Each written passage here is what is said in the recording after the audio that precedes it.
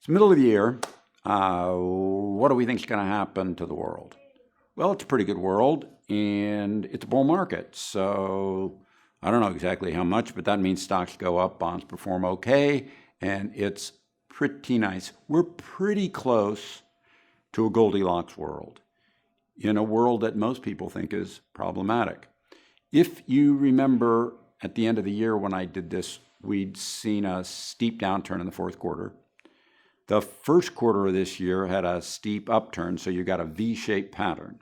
If you just look at all the times that you've had that V-shaped pattern with a decline of 10 to 20%, not more, not less.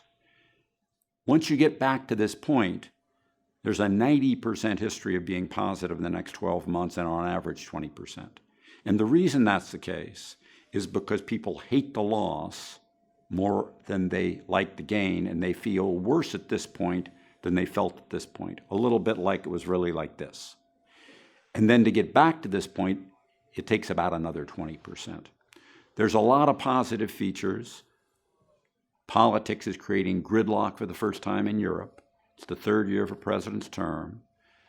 The global economy is growing at a moderate rate, not really high, not terribly low. There's very, very little inflation in the world.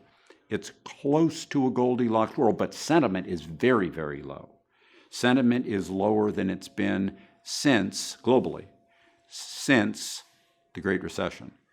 Low sentiment plus a pretty good world is a pretty good backdrop for stocks. It's a bull market. Sit back and enjoy it.